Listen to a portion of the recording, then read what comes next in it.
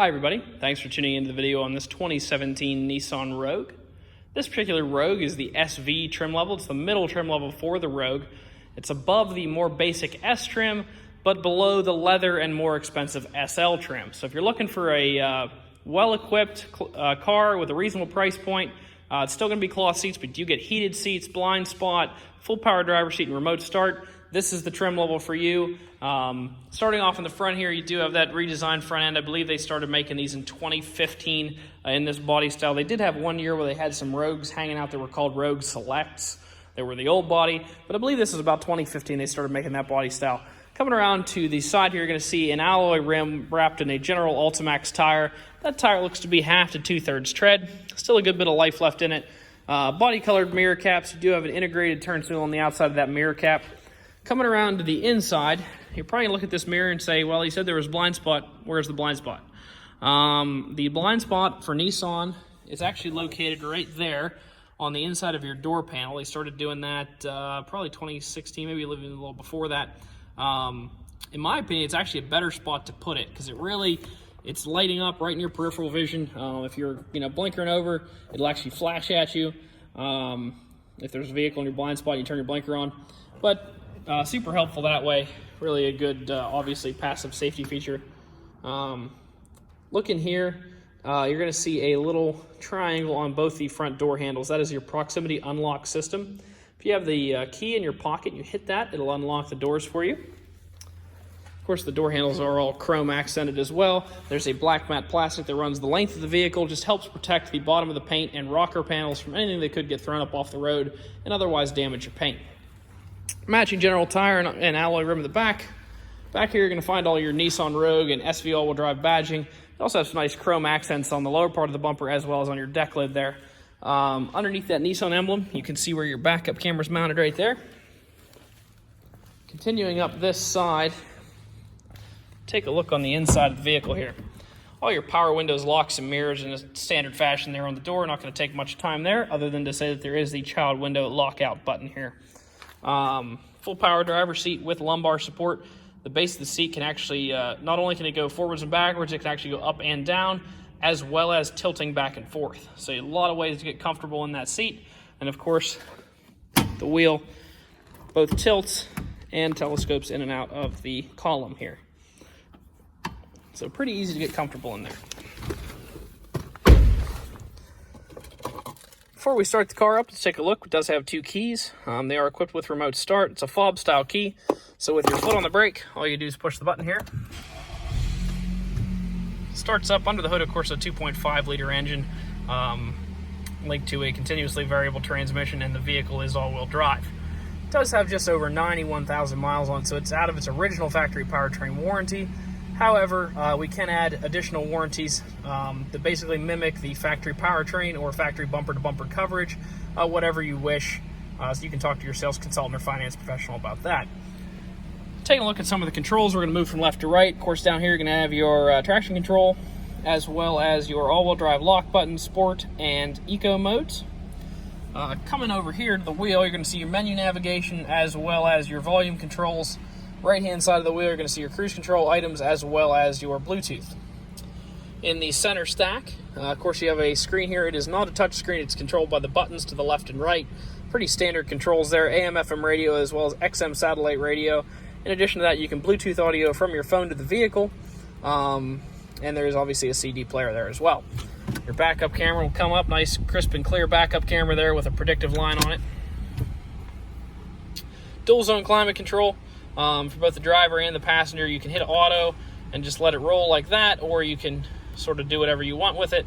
You can turn it on dual, and both the driver and the passenger can have their own climate zone, or you can turn it off, sync them together.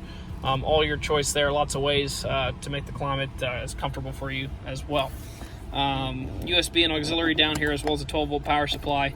Some storage space. Of course, this does have the sport shift on it, so you can pull the whole way back into drive, kick it over, and then you can shift up and down with this. Now you might be saying, well, you said it was a CVT, how do you shift?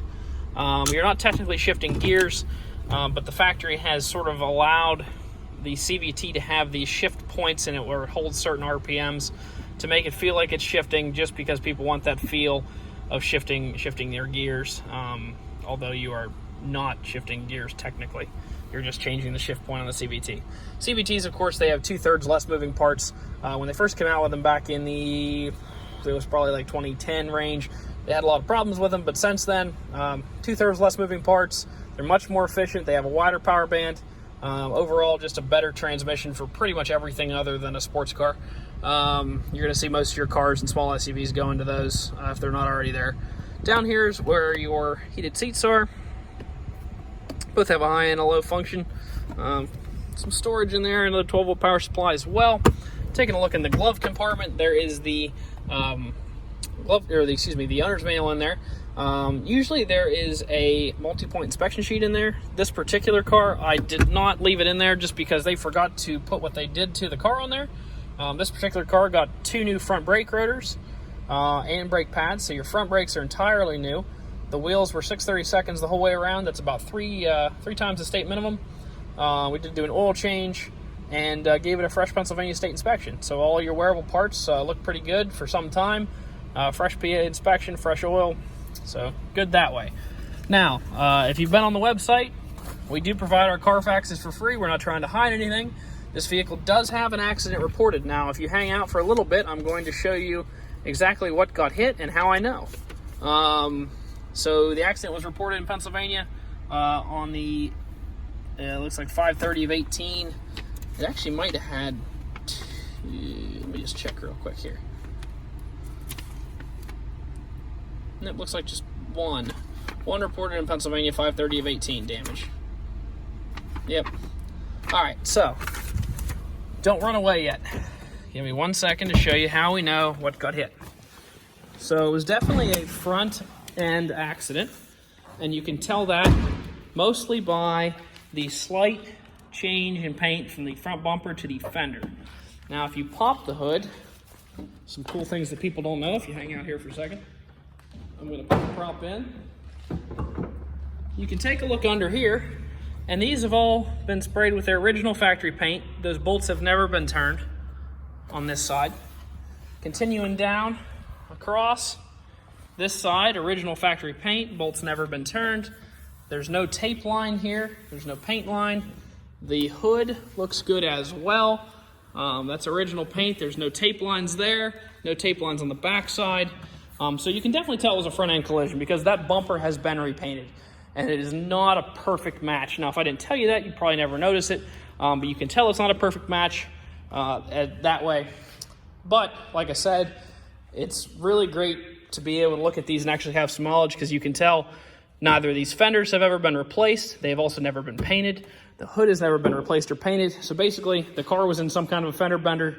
Carfax tags it with an accident. With a little bit of knowledge, you can tell that that accident did no functional damage to the car. So basically, you're just saving a little money because the car's got a Carfax accident on it. Of course, that does bring the value down a little bit, but we account for that in our pricing. So you're getting a car at a very reduced price for a very minor overall incident. Now I'm going to do the rest of the walkthrough here, just try to show you any dents, dings, or imperfections. Of course, there's some chips up here in the front of this hood. Show those as we come across. Obviously, I already pointed out the mismatch there. You can also see that there's just a tiny bit where it's not quite completely lined up. It usually happens when the way the bumpers line up with the headlights and stuff. When they're not brand new, getting them back perfect is a little difficult. Wheels look good. Continue back this side, a little scuff right there. You can see that. Continue back around. There's not a whole lot to point out back through here. A little bit of marking right through here. Pretty typical to see on these. Alrighty, overall pretty clean car. There's a dent right here. We do have a paintless dent repair specialist that'll probably come in and pop that dent before you're ever here to test drive the car. Due to COVID-19, he's only coming like once a week now, which is why that dent's still there. But likely by the time that you get here, that should be gone.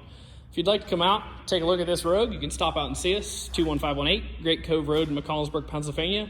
Visit us online at allthingsautomotive.com or give us a call, 717-485-4224. Thank you very much for watching the video, and I hope you found it to be informative.